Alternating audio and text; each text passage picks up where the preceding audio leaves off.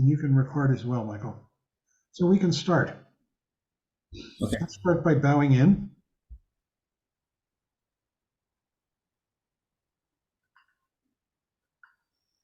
And welcome everyone to the Buddhist Path of Awakening, what we're calling the Foundations course.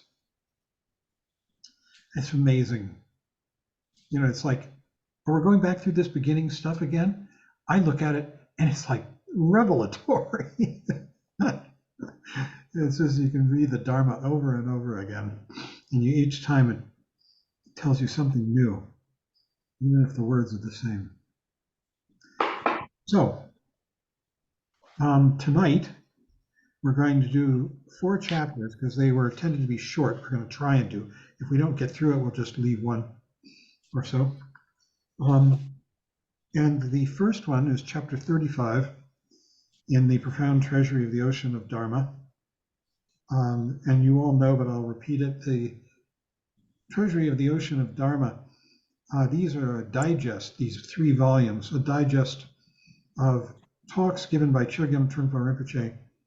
Every year he would take anywhere from 150 to 250 plus students away for 3 months of retreat. And during that time, they would spend half the time doing nothing but meditation, and the other half doing study with some meditation as well, mixed in.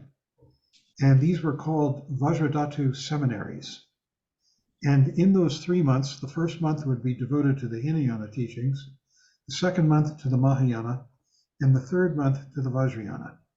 And these teachings were recorded, and Judith Leaf got the job of digesting them into these 3 volumes, which is, they're called the Profound Treasury of the Ocean of Dharma. And it's kind of a pun because Chogyam Trungpa Rinpoche's name, Chogyam, is an abbreviation. The full name is Chukyi Gyamtso, Chogyam Chukyi Gyamtso. And Chukyi Gyamtso means Ocean of Dharma. So this is kind of a joke, almost, is the title of this book, The Profound Treasury of the Ocean of Dharma. We're on volume 1, and we're up to chapter 35. Any comments or questions before we launch into this? I think I'll ask for them after each chapter. We're doing 4 chapters tonight. This first one is entitled An Element of Magic. The essence of meditation is tuning oneself in to higher truth or magic. And do we have other hosts here? Have I made you a host, Michael? No. I am co-hosted. Okay, because we just want to make sure. Sue, I'm co-hosting you. Okay, and let's start out by taking a good meditation posture. And I'd like to just lead you in a brief meditation that's appropriate to this chapter, which is, as always, with our eyes open, our vision clear, relaxed, but awake. You're aware of anything and everything right here. Thoughts might come and go, but I'm looking at a lot of you and there's just no thoughts right here.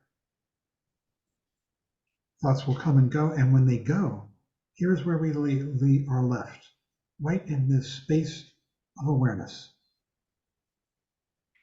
You're looking at the screen or whatever you might be looking at, and you're seeing it without comment, or if there is a comment, the comment comes and goes, and then there's just this awareness that you're left with for however long. This awareness is our fundamental state of being. It's the beginning of understanding our Buddha nature. I say beginning because it becomes more profound as we rest in it more and more. And also as we rest in this awareness, undistracted for a moment, the world, as we see it around us, can appear to us more vividly, more full of color and meaning, without not conceptual meaning, just the sense of communicating what it is.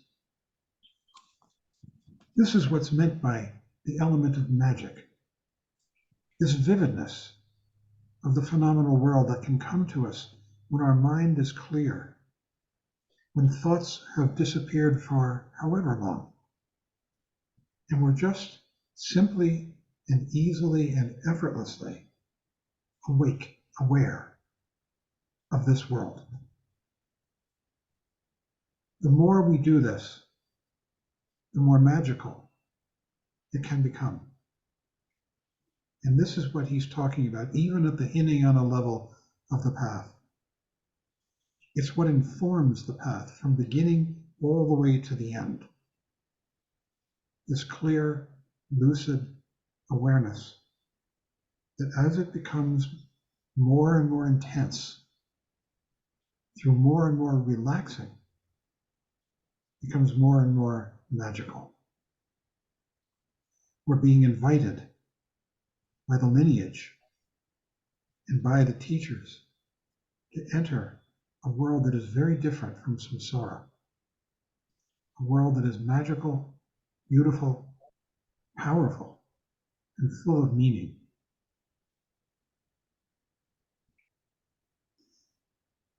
So he says, you can relax now. That's a joke. It's funny that the essence of this state of awareness is utter effortlessness. Effort just obscures it. Because it's what we are. What obscures it is not only effort, but daydreaming, thoughts, anxious thoughts. And we don't see it. It gets covered over like with a gray screen. So he says unconditioned truth, which is what we're talking about here, has extraordinary power, which is as opposed to mental events, which at best are just useful ways to take things, and at worst are wrong, are illusory, are misdirections, your thoughts. We're being invited, and this is a huge leap actually, to enter a world without conceptual thought. It takes a while to get used to that idea, if you can call it an idea, because you're giving up the paranoia and the desire for security that drives thought. And so really it's a matter of letting go into this right now. Rinpoche said, and people used to put it in their emails, the bad news is we're falling through centerless space. The good news is there is no ground. And it's not really the bad news either.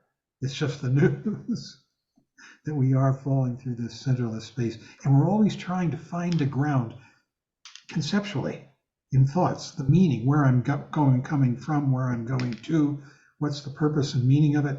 All of that is just stuff, dross that you can let go of and rest in this beautiful, vivid world.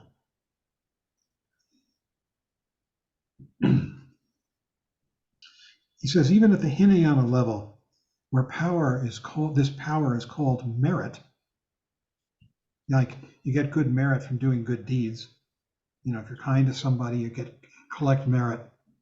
It is not just tit for tat, the idea that if you do good, you will get a goodie. More than just an exchange, more than getting a reward, merit. Even at the Hinayana level, the Dharma has tremendous power and energy. And the irony is that all we have to do is stop beating ourselves up, especially when we practice, and relax into it. Just do it so simply, without self-judgment. At the Mahayana level, this merit, this magic, is called mantra. And at the Prajnaparamita level, that's Mahayana. Throughout the Dharma, there is hidden power and magic. It's hidden only because we're so distracted into thought, the stories that we tell ourselves, which are so having to do with hope and fear, pain and gain. They obscure this world, which is the real world. He says in meditation practice, we're tuning ourselves into an entirely different way of thinking, and I would say of being, as opposed to our ordinary samsaric way. We're automatically entered into a kind of spiritual power, which just grows and grows the more we relax into awareness. The reason Dharma is regarded as sacred is because the contents are outrageous. Outrageous to what? Outrageous to confuse samsaric mind. It's always looking for cause and conditions, tit for tat, good for bad. It is in touch with an energy of cosmic flow of the world. Magic is the cause, and it is what we are creating in the simple practice of meditation. So let us not regard meditation as a purely mechanical process that leads one to enlightenment. Instead, the essence of meditation is tuning oneself in to a higher truth or magic. And in higher is just a word. The truth or magic is here. It's not higher, it's not lower, it just permeates the world, the atmosphere, the air. And then he says, and this is so true, and this can only be taught, and I would say by fully taught, powerfully taught, by a competent teacher who has the message and personal experience handed down by the lineage. And he certainly did. He had it and he gave it. That magical quality accompanies the experienced teacher who has tremendous common sense and wisdom and is the holder of the Vajra, the mystical power. The Vajra represents this mystical power. He says, is that even the simplest teaching has power. Introducing this power or truth is called turning the wheel of the Dharma or Dharma chakra. That's what Dharma chakra means, turning the Dharma wheel. In meditation, even the most impure, crude, or confused thoughts are regarded as sacred. Everything is. Everything. You just relax. Meditation puts you in a position to experience the magic. Even if you fall asleep on your cushion or feel that you have not actually meditated, even your daydreams are important. We have to give up self-criticism. I'm not doing it. I'm a lousy meditator. I'm daydreaming. All that is blockage. It's a way of staying in samsara. He says meditating is an extremely validating way to do, valid thing to do. Any comments or questions before we go on? This is such a short, simple chapter, but so potent and so important. The magic he's talking about only grows, and it really informs the Vajrayana. That's why the Vajrayana is so full of crazy symbolism and color.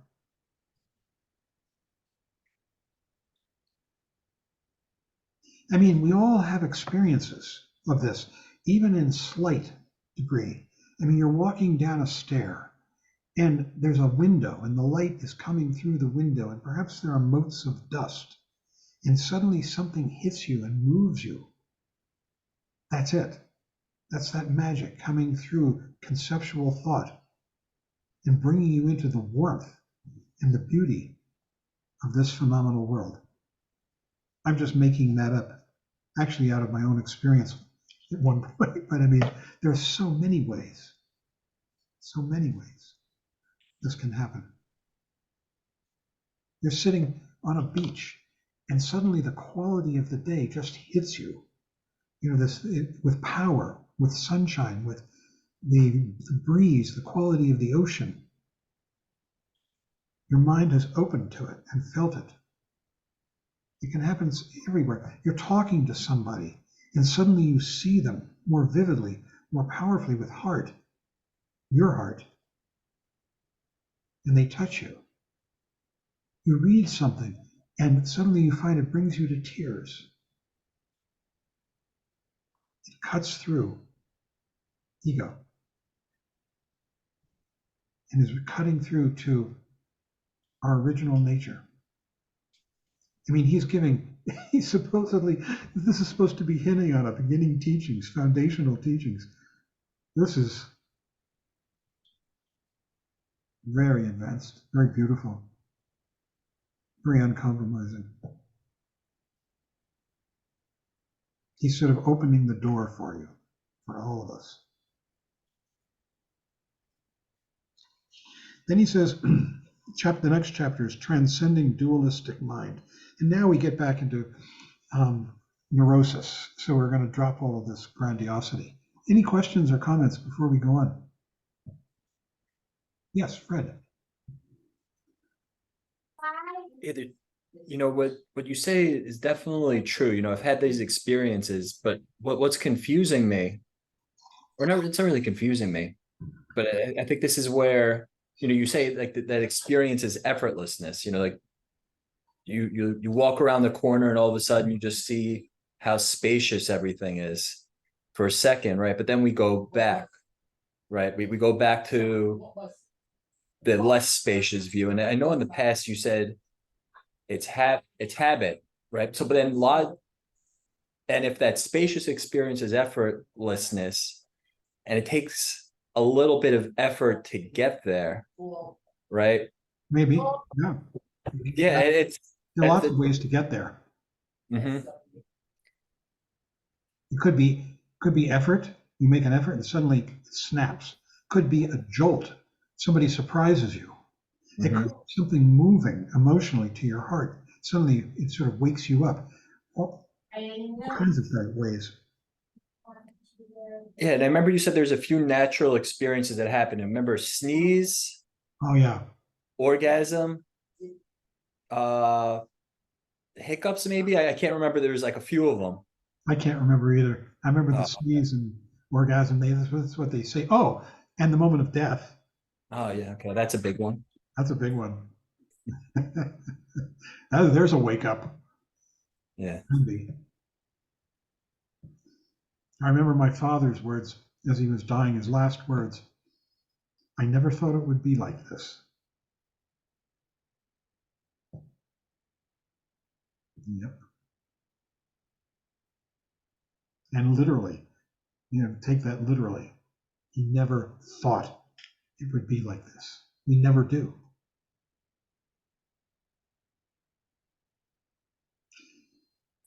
Okay. So he talks about the different kinds of mind. All of these are neurotic mostly. I'm hearing some voice in the background, but no. And there are different names for mind.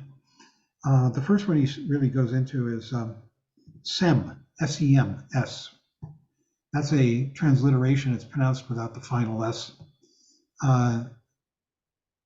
There are different transliteration systems for translating the Tibetan characters, which you know what they look like. They're actually Sanskrit. They were adopted into Tibetan Sanskrit letters. And there are different ways of turning them into Roman characters, S-E-M-S. Those are Roman. And one system is called the Wade-Giles system. And when you encounter the Wade-Giles system of romanization, if you know the system, you can actually go back and write the Tibetan. Other systems are just phonetic. They just try to duplicate the sound. SEMS is Wade-Giles. Because this is the way it's spelled with a Tibetan letter S, I guess, let's have a Drenbo. The vowel E, Tibetan letter M, and the Tibetan letter S again, even though the final S is not pronounced. And if it's done phonetically, it would just be SEM. The Sanskrit for it is chitta, and this is ordinary mind. This is thinking mind. This is little mind. in what Suzuki Roshi in Zen Mind Beginner's Mind calls little mind. It's thinking about I and other and all the thoughts that we have. It's referred to as ego, Atman in Sanskrit, and which can only survive on reference points. Sem is constantly looking for I and other reference points to define itself. Who am I? What kind of person am I? What do I like? What do I dislike? All of that. It's a mental trick, he says, to confirm its own existence. Mind is not only the process of dualistic perception and ego confirmation. It also, and this is Sem, it also includes emotions, which are mental highlights. They're also part of Sem. And emotions have two parts to them. They have the energetic aspect, push-pull, like hatred, you want to slam it, and the conceptual aspect of the emotion, which is, I hate this person because they did thus and so to me, whatever it might be. He says, daydreaming and discursive thinking alone is not enough for ego. So we create waves of emotions which go up and down and which entertain us and keep the sense of I alive. I is the hero or the heroine of the mental dramas that we play out in our head. And emotions it's like you're watching a TV show and it's full of Sturm und Drang, emotion. And that's what we do in our own heads. Emotions are hot spots. They're personal and real rather than accurate. He said this process begins as a game to try to prove to yourself that you actually exist. You do exist. But eventually the game becomes a hassle. You remember in the story of how the ego arises, magically, the mistake is made. The birth of ignorance is that we concretize something in this space. This space is full of all kinds of form and color and the phenomenal world, but we're not really noticing anything in particular, and suddenly something leaps out at us as a figure, and everything else becomes the ground. There's Jill Maynard, and everything else becomes background. There's my computer screen, and everything else becomes secondary. And when that happens, that figure, we say, oh, if that's there, then there must be a perceiver of it over here, which is me. So we've got this I other thing that goes on, and suddenly we are in the midst of ego and its full creations. It goes back and forth, getting more and more elaborate and confused.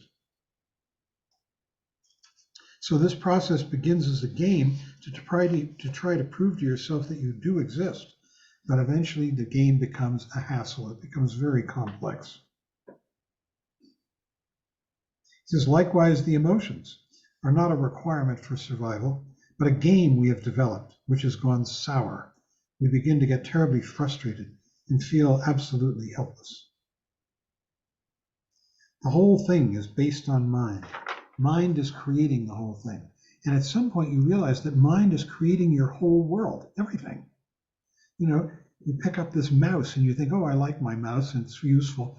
Your mind is saying that.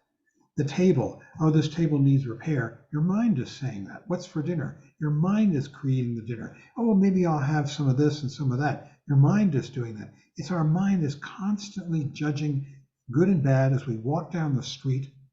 You can barely look at a tree as you walk the street without judging it, good and bad. Mind creates this world.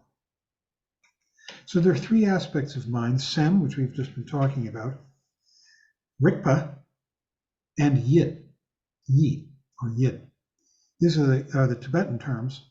Sem is Chitta, Rikpa is Vidya in Sanskrit, and Yid is Manas. We've already talked about Sem. Sem is ordinary thinking mind. Rikpa is a word that has many meanings, and it starts at the lowest level with just meaning sort of being clever or smart or intelligent, being able to figure things out, like how to get from Boulder to Colorado Springs using a map, or whatever it might be. That's the lowest level of Rikpa, and it goes up in different stages all the way to transcendent knowledge, the knowledge of a Buddha. Rigpa, where it's the synonym for vidya, Sanskrit, and it means seeing, primarily seeing the figure and the ground, that they are the same. There are many different levels of Rigpa, he says, all the way up to crazy wisdom.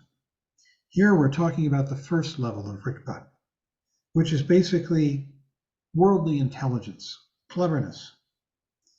We see that there is a kind of intelligence that acts as a spokesperson for us and the rest of the world in a very simple way.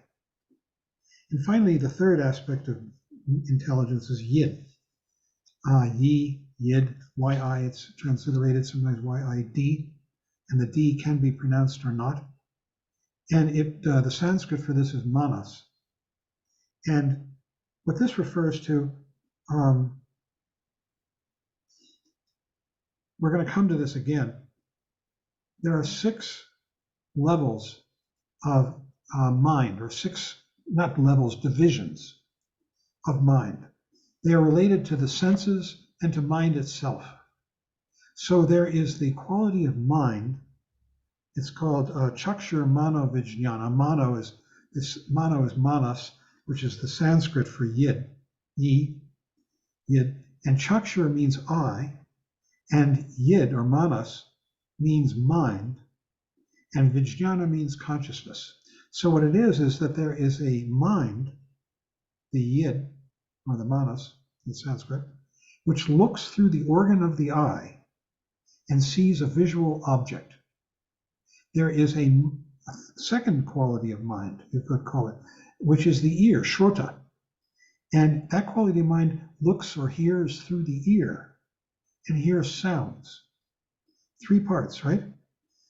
The mind, the organ, and the object that it perceives. This is Hinayana psychology, you might call it, or phenomenology. This is the way the Hinayana, not the Mahayana or the Vajrayana, describes what the world is made of.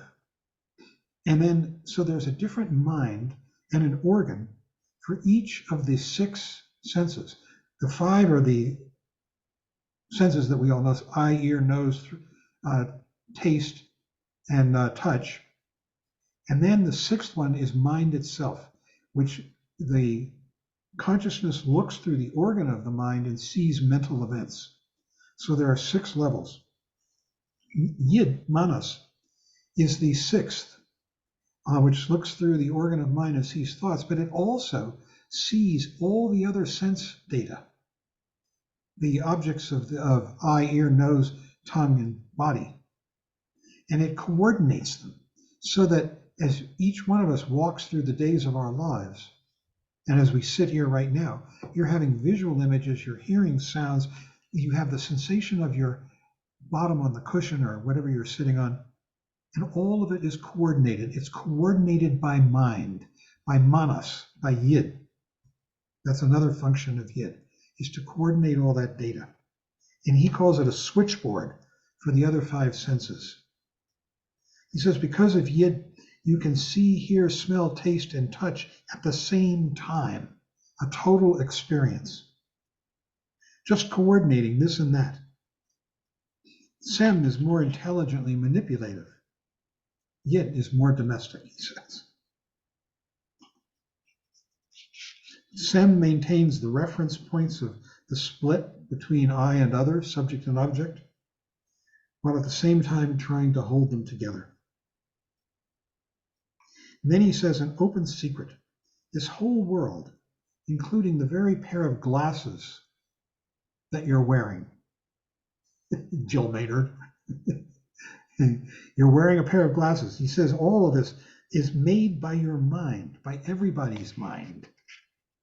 We define it. Where are my glasses? Here's my voice. There's the computer screen with all you, all of my friends. So this world is the product of mind. We're constantly dividing things up, naming them, and judging them. Good, bad, for me, against me. And we create this samsaric world. He says we're not working on something that is hidden, which we have to uncover. We're working with what is already hanging out in the world. as an open secret. Meditation practice is a way to save yourself from psychosis. However, that is not so easy. It requires clarity. You are uncovering an alternative mind, this mind of simple clarity, the mind that is devoid of good and bad, one that does not need either the neurotic mentality or the neurotic world. It uncovers another world called non-duality, called magic. In that world of non-duality, things arise much more beautifully and magically than we see when we're walking down the street absorbed in worry, unhappiness, whatever it might be.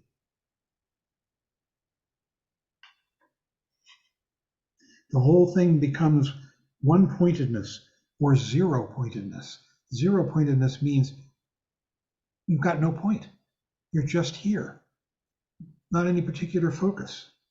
And use that as moksha, freedom, freedom from the constraints of this neurotic mind.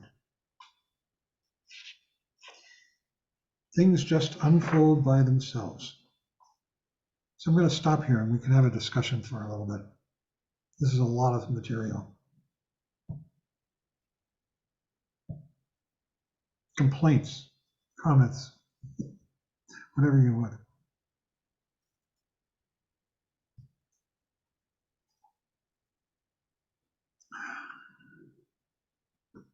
I'm going to give you a moment here because I want to put something into chat.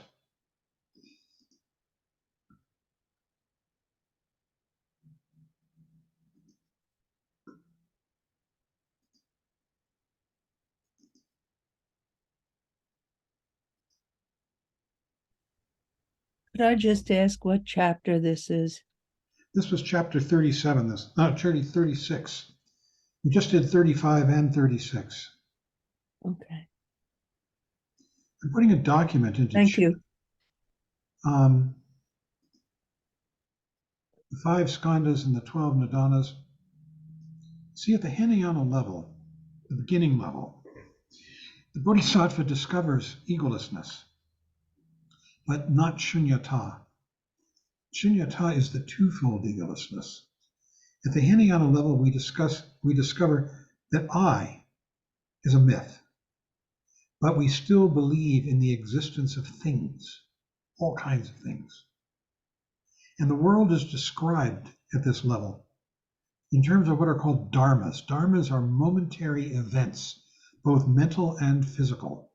So this color of this skin, of this shirt, the sound of this word, these are all momentary experiences. And they come and they go in an instant. Just like this finger snap, just like this word, just like your perception of this face before it moves. All of them come and go very fast. These are called the dharmas of experience. The mistake we make is to lump them together, especially the ones that constitute me, and give it a name, I. It's like the analogy that was often used traditionally is of a cart. A cart is made up of parts. You've got the 4 wheels, you've got the bed of the cart, you have the axles, lots of other parts. But it comes under one name, cart. And as though we think that the cart exists, but it doesn't. It's just a name for all these parts put together. And this is at the Hinayana level. That's the way it's described, the belief in I, me. I is a name like the cart for all these parts that are put together. The experiences of material form, of mental activity and other things. So I've just given you a document. I'm going to open it up and share it on screen that we're going to go through here. This is a way in which at the Hinayana level, human psychology or phenomenology is explained. See if I can find this.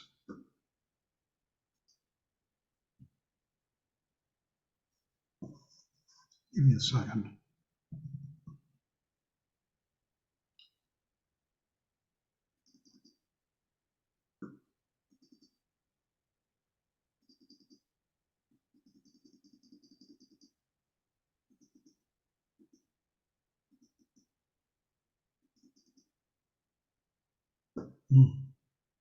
Having trouble getting Word to do the right thing. Just give me another minute or so. Could I make a You got it? observation? Somebody else want to put it up on the screen? I'm just trying to get it so that I can put it up and talk about it. And Word won't open for me. That's the problem.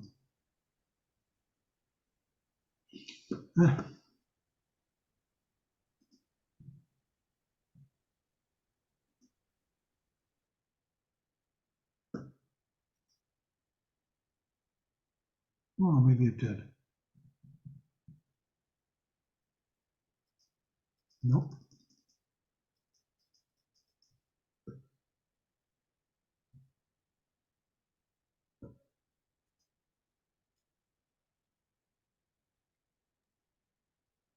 If you make me the host, I could share it. Oh, good. Okay. One more second here. Okay.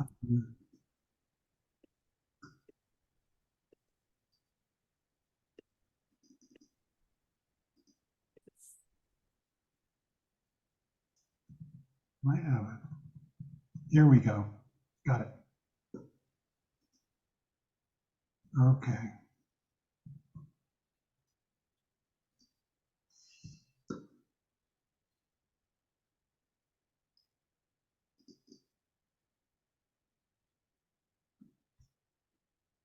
Nope.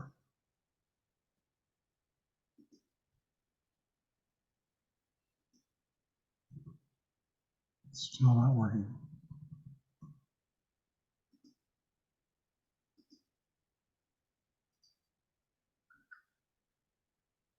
Here we are. Okay. There we go. Can you see that? Yes. Now, there were different schools of how many dharmas there were total. I think this school that we're looking at here was the Sarvastivada, which posited 100 dharmas, 100 little elements of existence. You might call them atoms of experience. So there are different ways of organizing them to explain different aspects of our lives. And in explaining ego, we have the 5 skandhas. The first skandha is the skandha of form, like, color and shape and all this here. And there are 11 dharmas. There are the 5 organs, like the eye and the object of the eye, the ear and the object of the ear, plus this funny ringer here that nobody really understands called avijñapti rupa that they threw in. It was an element that doesn't appear in anywhere, so you can just forget it. And then there's feeling, which is called Vedana, and that's one experience. And that refers to the fact that we are constantly reaching out and feeling the quality of other. Is it for me, against me, or neutral, or more? Is it sweet, sour, happy, sad? What is it? Concept. Once we have a feeling, we want to name it. That's samjña. And this is the third skandha, that we name things. Oh yeah, that's Fred. Oh yeah, this is my gong. We put a name on the experience. And then there are the accumulations, samskara. These are all the karmas that once we've begun to name things, we organize them into stories that have karmic importance of success, failure, happiness, sadness, all kinds of things. And then finally, there's the 5th skandha, which is consciousness itself, vijñana, where all the other skandhas come together and create the 6 realms and more. Now, another way that these are organized is into the 12 nidanas, and this describes and we've been through this, I think, or we're going to, I'm not sure. This describes the action of karma, originating with ignorance, and then it's going through these stages. I'm not going to go through the whole thing, and ending in old age and death. This happens in terms of our lives. It happens in an instant as we come up with a new thought. It has its moment of emptiness, of not being there, and then it's formation, consciousness, and we name it, and finally it dies. So we can go through this at another time, these 12 nidanas, but you can see the first one is one dharma, the second is one dharma, the third is one dharma, The fourth is Namarupa, the 5 skandhas. The fifth is 12, the 12 ayatanas, and there are 6 organs. So this is like actually 12 dharmas, and so forth it goes. And then we have the 12 ayatanas, which is just very similar to the 18 dhatus. It's a way of organizing the act of sense perception. We have the eyes and the visual object, the ears and the auditory object, sound, the nose and smell. And then the 18 dhatus adds in the mind that sees through the eyes, sees the visual object and says, oh yeah, that's a table. The ears that hear through hear sound through the ears and say, oh yeah, that's music, and whatever it might be. And then finally, we have what are called the 8 consciousnesses. And this we're going to go through a little more later. The visual or eye consciousness, it's the mind that sees through the eye to the visual object. The auditory or ear consciousness that hears a sound through the organ of the ear. The nose, the tongue for taste. The body for touch. Mind and mental events, you see thoughts and emotions. And then the 7th and 8th, which we're going to spend a little more time with down the road. This is what's called the defiled mental consciousness, klishto mano vijnana. Vijnana means consciousness. And there's the Tibetan too. And then the all ground or storehouse consciousness, called the alaya vijnana. In Tibetan, the kunji nampar shepa. Nampar shepa is vijnana. And kunji means the storehouse, which is what the alaya means. So I'm giving you this document. You can download it, I hope. Can you, everybody?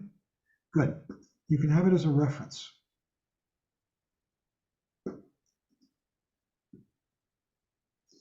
I'm going to talk a little bit about the most important of these concepts. The first is the alaya vijnana, the 8th consciousness. Remember, we have the 5 sense consciousnesses. These are the intelligences that see the 5 organs of the 5 objects of the senses. We have mind itself, which sees mental objects. And then we have these 2 on top, the 7th and 8th. The alaya is called the storehouse consciousness. That's the way it's usually translated.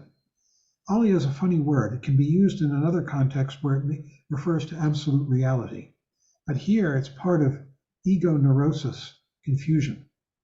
And what it does is it stores all the experiences you have. It's basically very, very like, if not almost identical with Freud and his daughter Anna's concept of the universal, or not the universal, the unconscious.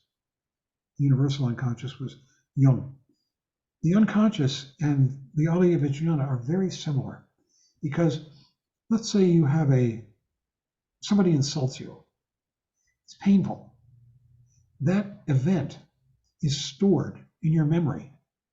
And you may not be thinking of that event now, but then that a person appears in front of you, and suddenly the memory pops to life of how they insulted you. That's the alaya vijnana. And it colors the way in which you experience that person now. You experience them as someone who insulted you. Maybe they complimented you. Now that you see them again, you remember the compliment. And it makes you see them in a positive light. The alaya is constantly doing this. These memories, if you want to call them that are stored, are called seeds. Sanskrit is bijas. And the word alaya literally means storehouse. Alaya vijnana, storehouse consciousness. Now, more than that, you know how you have a vague sort of feeling about me, that I'm back there. The I who has grown up since I was a little child. The I who experienced all kinds of things with my parents and my peers and my life, my college education, my high school education, my marriage, my love affairs, whatever it may have been. All of those events that are stored in the alaya give you a feeling of I-ness that is almost inchoate, almost beyond words. But it's this feeling of the distinctiveness of me. Now, maybe supposing you're like me, I encountered anti-Semitism when I was young. And it really scarred me. And now when I encounter it again, it brings up all those memories and they resonate in me in a way that they don't with you. That's the Aliyah. That's my Aliyah working. And each one of us, you have your own versions of this.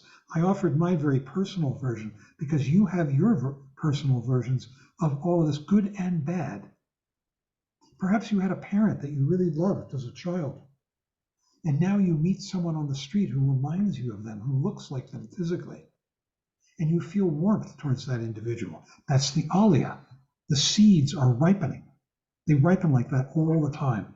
And they have this quality of being me. That's feeling of storehouse. You may not even be thinking of all the seeds, zillions of them, that are stored there. In fact, seeds are stored there, according to the Buddhist teachings, from previous lives going back forever, centuries, not just the experiences of this life. And in fact, this is your karma. When these seeds come to fruition, maybe there's a memory of someone who treated you very badly, and now you meet someone like that again, or reminds you of them, just their physical appearance, and suddenly you're hostile. That's that seed coming to fruition. And it could be from lifetimes back. This teacher I studied with said one time, it's not the most immediate experiences that come to fruition. It's the most potent and powerful, and they can be from a long time back.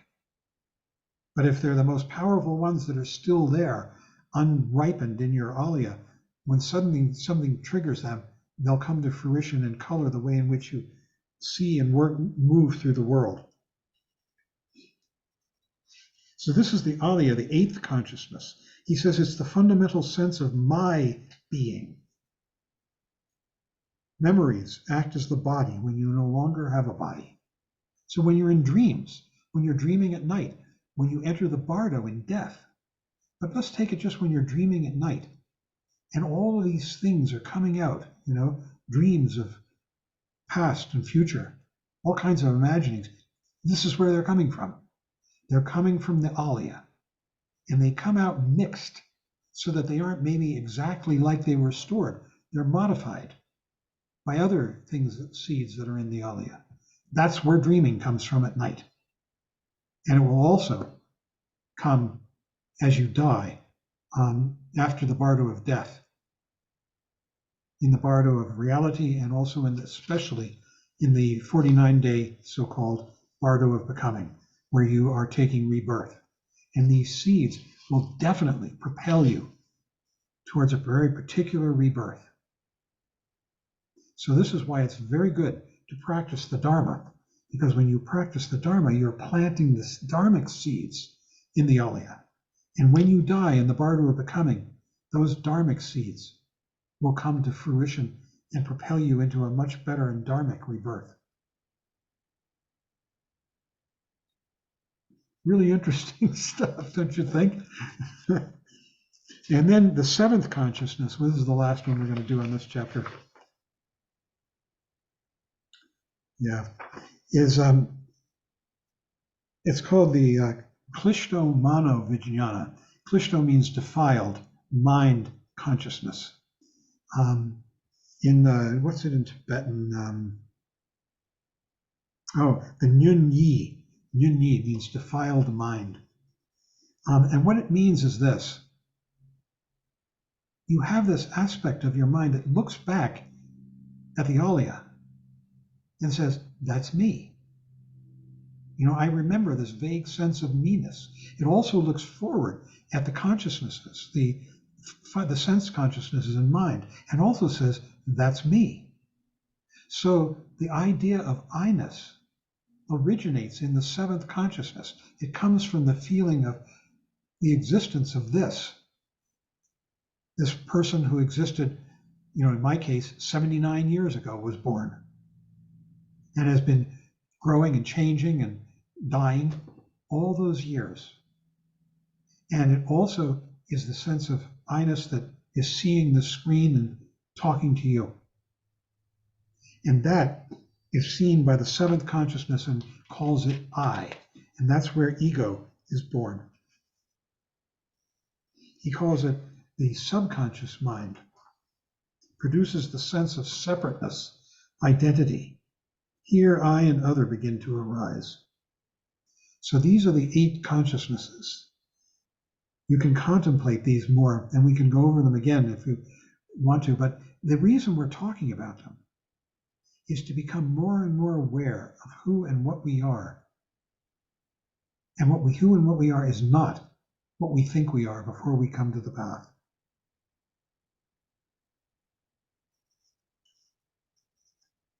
So the last part of this chapter, he says, rediscovering yourself. In meditation, the practitioner uses any and all of the 8 consciousnesses, not transcending them in any way, but seeing them to realize and rediscover these 8 types of consciousness. You develop a perfect and complete understanding of your mind with no agenda. You're not trying to accomplish anything.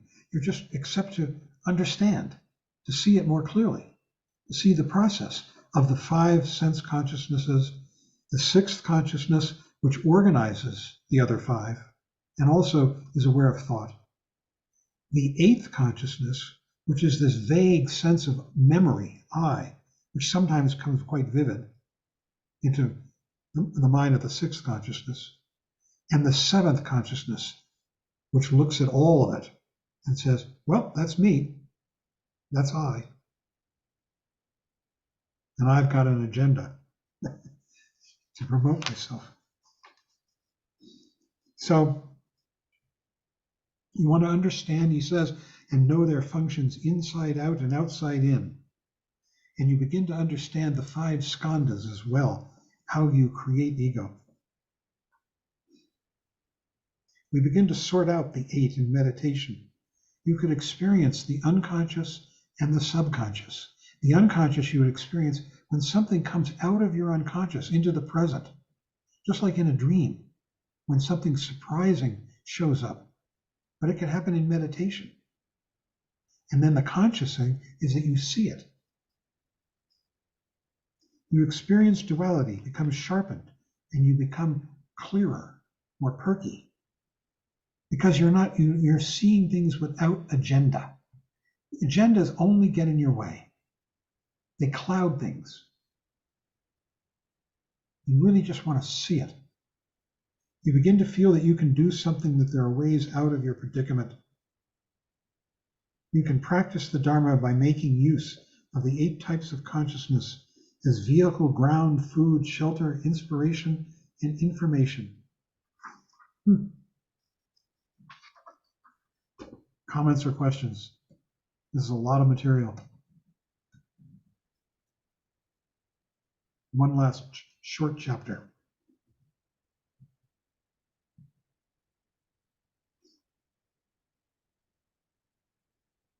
Fred, you look like you're on the verge. I'm percolating, but Tyler's got a question. Okay, who has a question? Oh, Tyler. Yeah, so just about what's it called? The defiled mind, the seventh Yeah, one. 7th mind. So is that the consciousness that's making self and other? Is that what you're saying? Or can you just Yes. Okay. Yes. It's looking, we all have this vague sense of me-ness, I-ness. That is the 7th consciousness looking at all of our experience, present and especially past, and saying, that's what makes me, and I'm unique, because I have this history of years with all these experiences in it that other people haven't had. Is it working through all of the other types of consciousness then to do that? No, it's just you see, none of these things actually are existence, like this glass or this, like glass. They are different aspects of mind, and they're called minds, but they're just different ways that our mind functions, and they're very clear and defined, but they're all aspects of knowingness, and they represent different qualities, different actions. So the seventh consciousness is called the defiled consciousness because it comes up with this idea of me, of I, which is a big problem. Michael, you look like you've got something to say. I'm just thinking that none of this changes how we approach meditation practice, but it can change what we might experience in meditation practice, just because we can, as he says in the chapter, we slow down enough that we might begin to pay attention to ourselves, and then we can kind of see these things operating. And traditionally in the Hinayana, the idea is that we, what we think of as this solid ongoing thing that's I, we begin to see has all these parts. And it's like he says in the chapter here, it's like examining your body. You think your body is beautiful and active and powerful, but once you begin to study the muscles, bones, and interior organs, you see an X-ray, you begin to feel insecure. You realize that it isn't just this one thing, it's many things, and it's vulnerable in certain ways. And it's the same way with developing a sense of self, beginning with I and other, and then all the attitudes and perceptions that kind of come from there. When we actually can slow down and pay attention to our experience, it starts coming apart. Or we realize it was never a thing together to begin with. This is very radical. We come to this path thinking about me, John, you, Philip, Jill, all of us, as though we are discrete entities. And what this is saying is, when you examine our lives and our experience, we come apart into many, many, many parts and actions. Would you say, Michael? Yeah. If we just look at this sense of I and other, this is, if we think about what we were doing 2 hours ago, maybe we were eating dinner, maybe we were coming home from work, we're all in different time zones, completely different sets of perceptions, feelings, ideas about what I and other even is.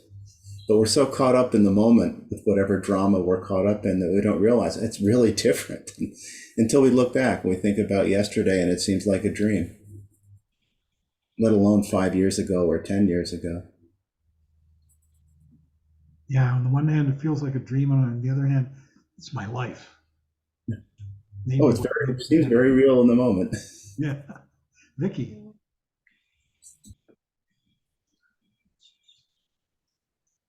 Yeah, the 49 days of becoming into your next birth.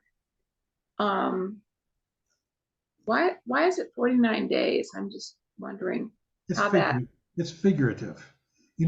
Are there days and nights when you're asleep? They aren't like the days and nights we experience when we're awake. But it's the way they describe it. 49 days. But I mean, it's not like the sun is rising and setting. Okay, so in other words, there is no time like we see it now. There isn't 24 hours, and it's just an indeterminate amount of time. And what happens right at 49? I mean, is it, in terms of the next birth, is that actually when the next cycle starts? Yeah, this is called the Bardo of Becoming. And they say that it ends. You have throughout the Bardo of Becoming, you see yourself as you do in a dream, that you have the body of a child. And at the end of the Bardo of Becoming, you look down and you see, supposedly, if you're going to be reborn a human being, hopefully you are, you see your parents copulating. And supposedly, this is all paradigmatic paradigms. There are lots of variations. But supposedly, what propels you into rebirth is sexual desire. And if you're attracted to the male, you're going to be reborn a female. And if you're attracted to the female, you're going to be reborn a male. This is out of the teachings. And then you are drawn into, by sexual desire, into the act of copulation, and you appear as an embryo in the female womb. And then you're reborn. And it starts the whole process of rebirth. What's going on if it doesn't happen to be a human birth? Yeah, then you're going to be reborn into the the womb of a pig or a horse, or you may take birth without any kind of womb. There are all kinds of different births of spirits, like hungry ghosts and hell beings and gods. I was just thinking, what about like bacteria? I mean, things we don't think about a lot. Fungus, Not things that fungus. don't necessarily, they're parts of life, but they don't have a duality of, male and female. There's lots of variety in nature in that sense. Supposedly, and I'm not sure how this plays out or how you define it, we only take birth as a sentient, a knowing being. So I'm not sure what level sentience stops. Any idea, Michael? Or anybody else?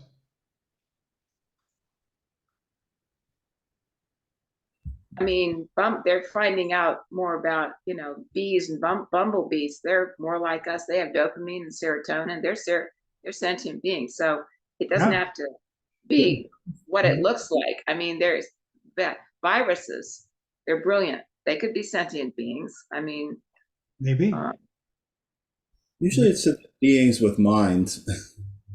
So well, that's the thing, though. What about like coral reefs and forests?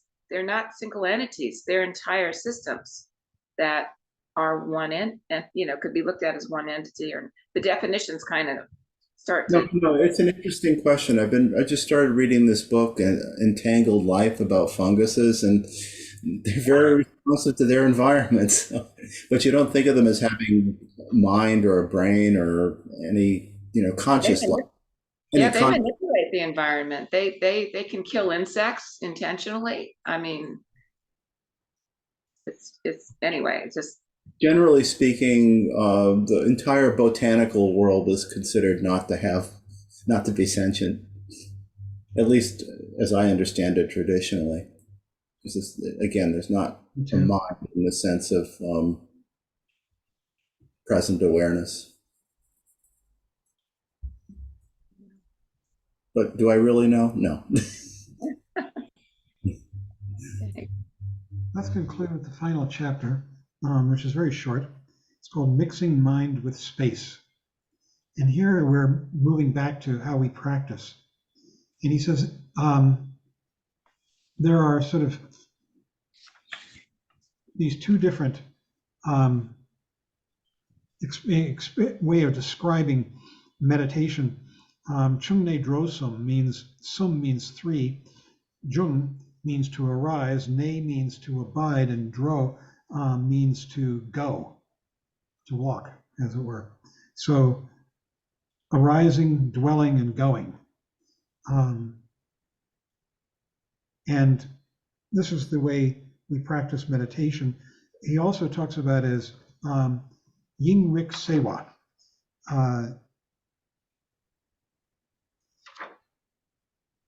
Ying we've discussed, and Rik as well. Ying is space.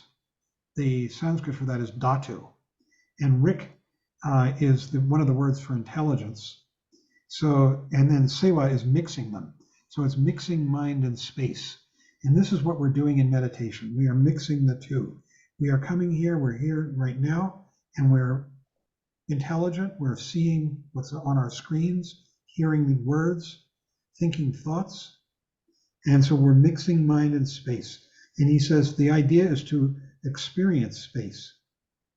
And you're simply doing it through contact with breathing, being mindful of here, of where, how thoughts arise, abide, and go. You experience them doing this. You don't really see the thought vanish, but it is seen in contrast of another thought coming up. And so we sit here and we watch our minds. The thoughts go, and as they go, a new thought appears. in space, the space of this experience. He says, in the beginning, middle, and end, things happen very fast. You acknowledge them in your meditation practice. You begin with your physical well-being, your posture, your sense of comfort. This sounds familiar. Your sense perceptions, eye, ear, nose, tongue, body, and your subconscious mind, a cinema show, he calls it. Then a gap where things don't happen and nothing occurs to your mind.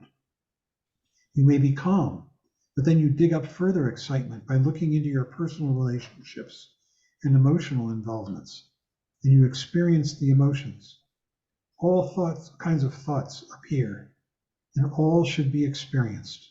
We're not trying to get rid of them.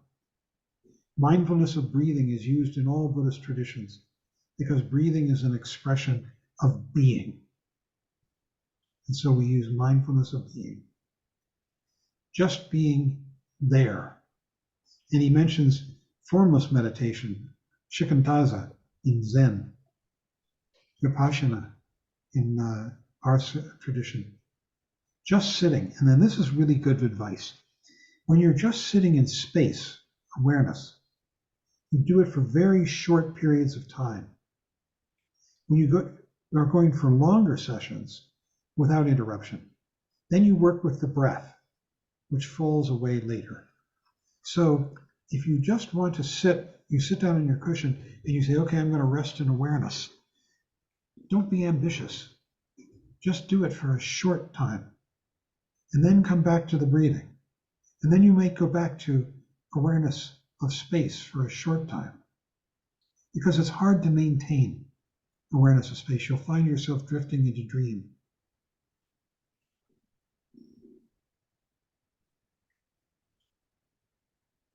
Yeah, he says, when you begin to feel that you ought to be doing something more, that produces obstacles. And then this finally, meditation is not a project. It is a way of being. This is something you could engrave on your glasses. It's not a project of getting better. It's just a way of being. You could experience that you are what you are. Fundamentally, sitting there and breathing is a very valid thing to do.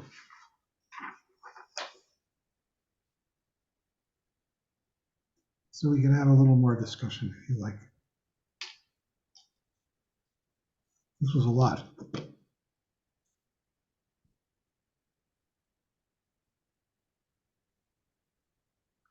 This was an introduction to the Hinayana Abhidharma. Each school, see, after the Buddha died, the Sangha fractured, and it was the period of the so-called 18 schools. Who knows how many there really were? But some of them are like what was called the Slaviravada. That's the Vada means doctrine. Slavira means elder. So it was the doctrine of the elders.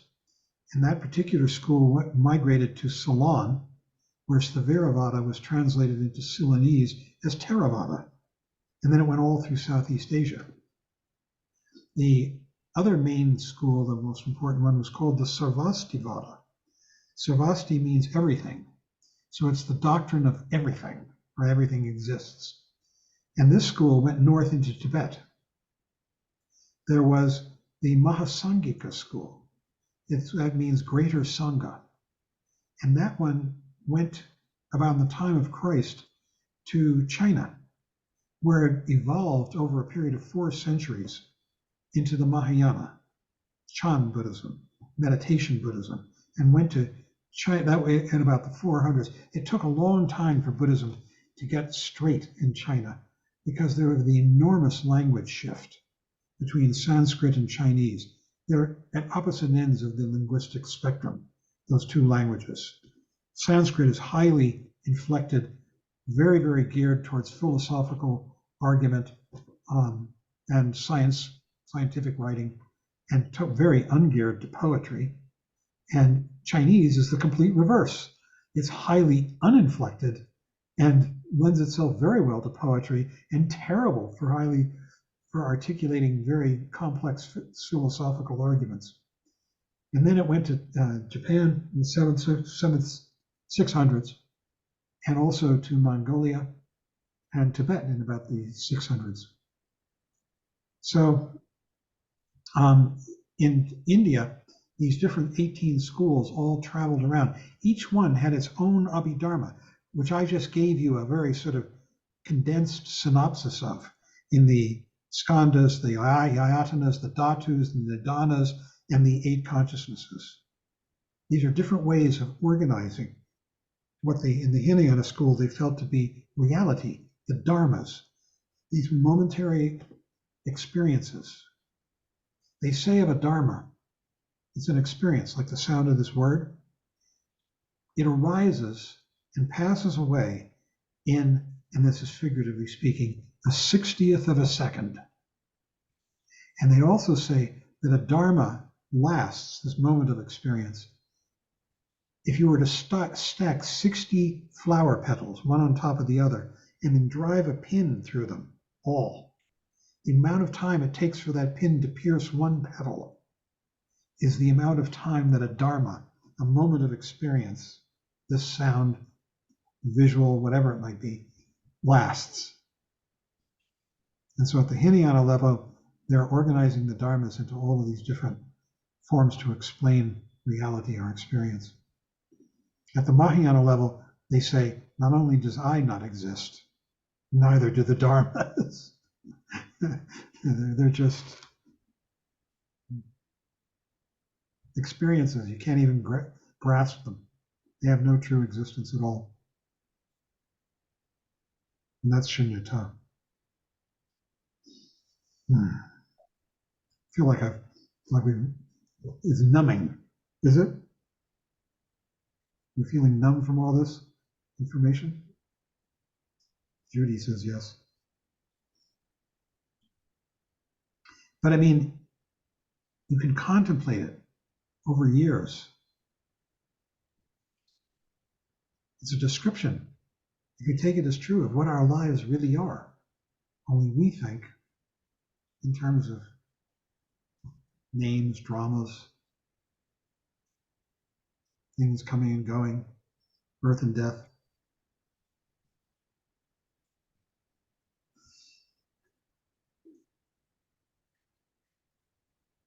John, can you speak a little bit of the difference between awareness practice versus breath practice? Which practice versus which?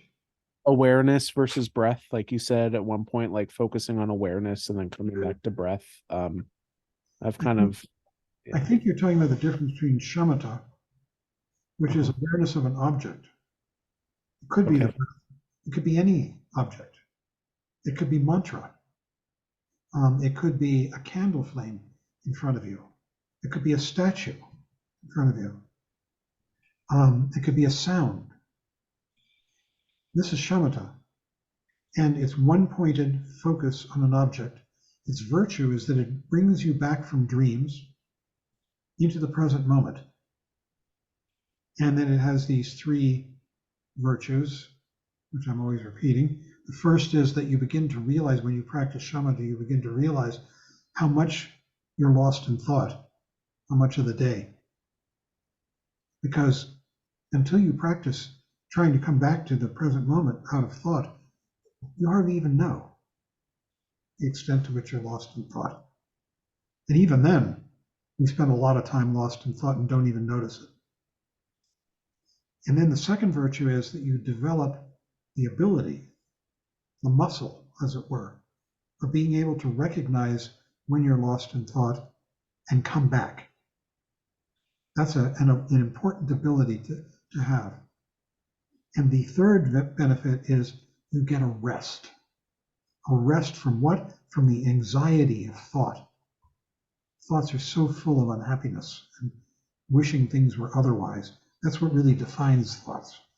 Always wishing things were otherwise, in large or in small.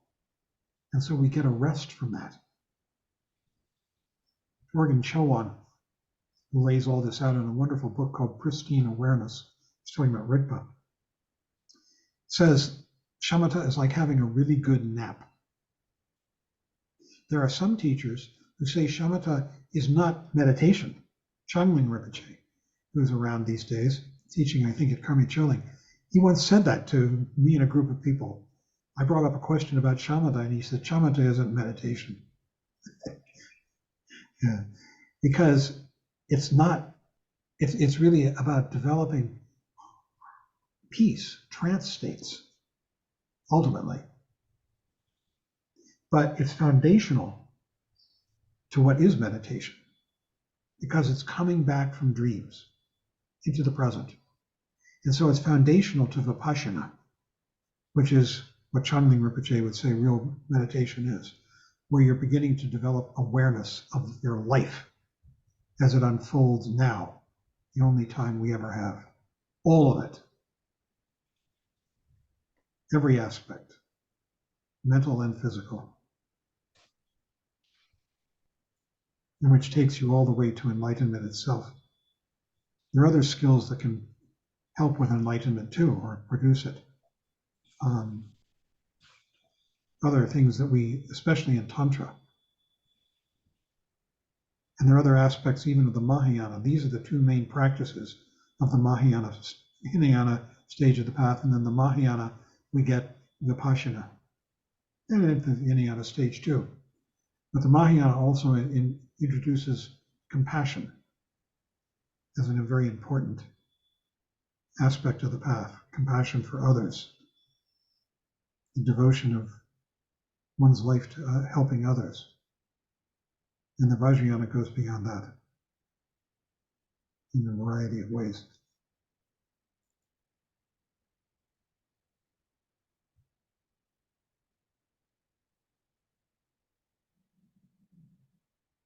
This course we're doing on Tuesday on Shanti Deva is all about compassion. And it's so powerful. He was such a powerful teacher of compassion. What it can mean in each one of our lives.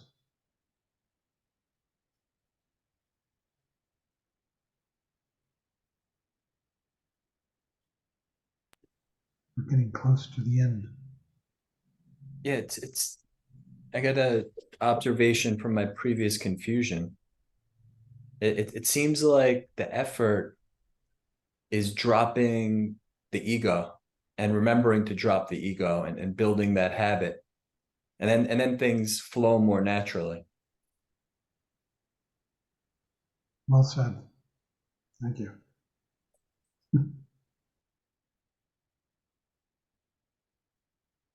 Miriam. Yeah, I just wanted to make a comment, which is a bit of a tangent, but I've been reading more on idealism as a philosophical perspective, which maintains that everything, all there is consciousness. And, you know, it's interesting. They make an argument for it. It's very compelling, but we get to the same point.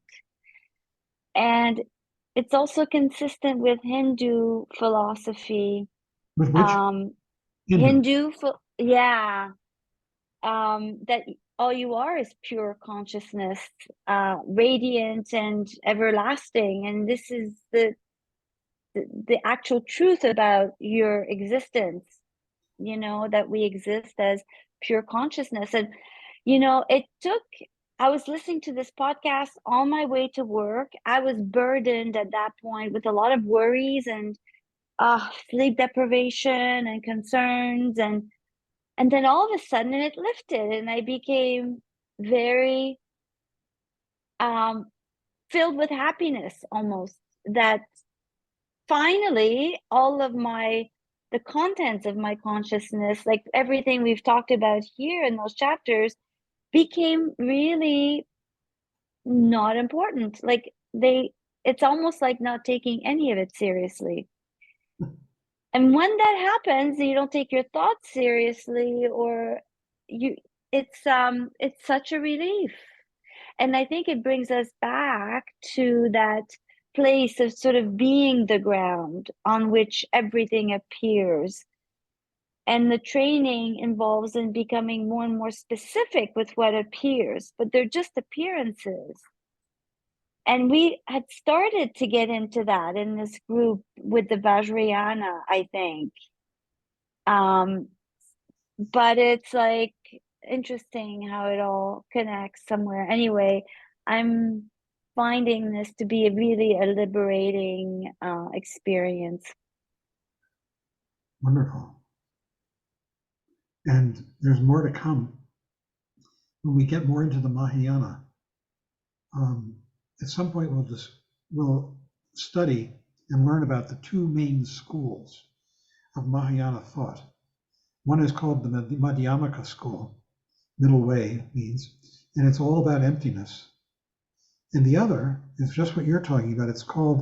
Goes by a number of names, but the main one in Sanskrit would be Chittamatra, which means mind only, or Vijnanavada, which is the doctrine of consciousness. And this is a school which maintained that the ultimate reality is mind. And it was refuted, philosophically later on, but nonetheless, it made its way into Tantra. And the Tantric teachings are full of the idea that reality is mind.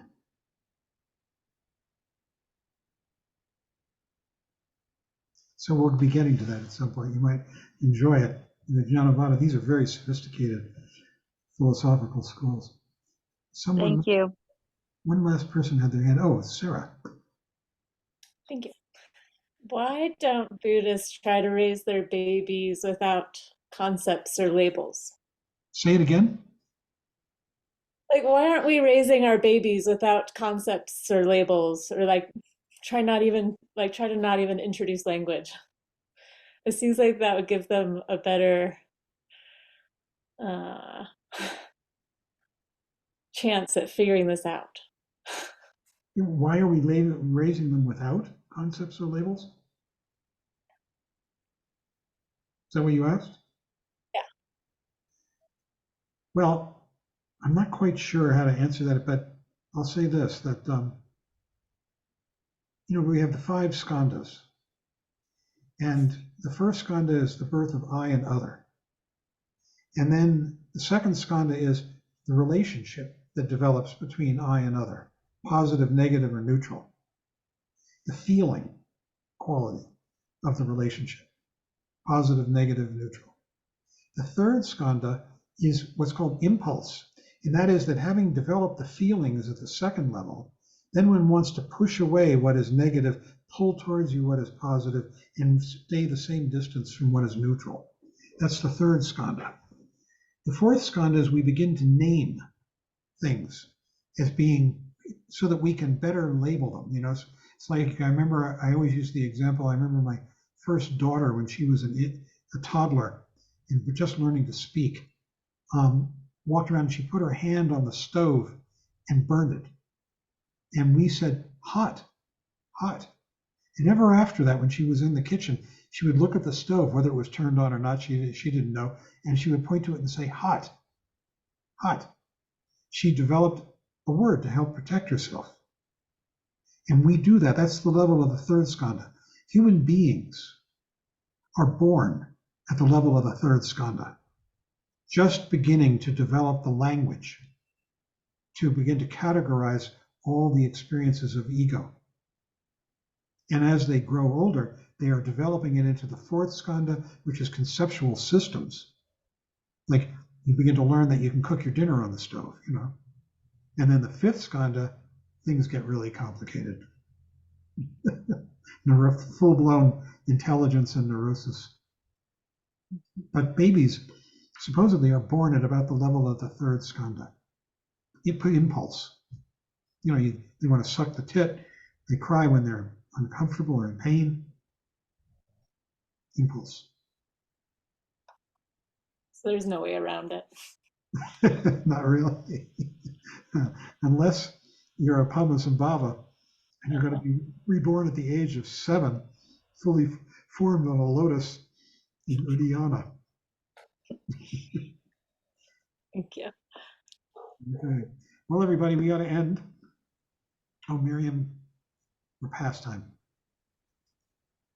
You want to Okay. say, you want to say it No, anyhow? we're good. I'm good. Okay, so let's say the closing chants. I'll put them up. Who wants to lead? Michael, were you leading?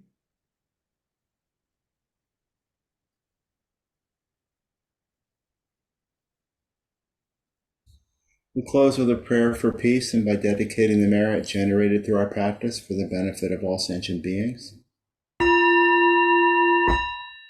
By the blessings of enlightened and compassionate love, by the power of my positive actions of 3 times and my prayers of pure aspiration, may wars, conflicts, epidemics, and all other maladies dissolve in this world, and may the earth and all who live on this earth enjoy the abundance of well-being. May all learn to live lovingly with each other. By this merit may all obtain omniscience, may it defeat the enemy wrongdoing, from the stormy waves of birth, old age, sickness, and death, from the ocean of samsara, may I free all beings. By the confidence of the golden sun of the great east, may the lotus garden of the Rigdon's wisdom bloom, may the dark ignorance of sentient beings be dispelled, may all beings enjoy profound, brilliant glory.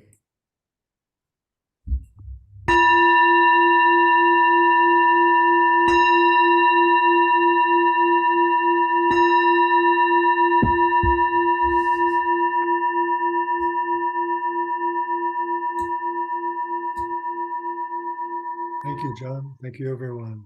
Thank you, John, and thanks, everybody. Thank you, Thank John. you. Everyone. Good night. Thanks. Good night. Good night, sleep tight.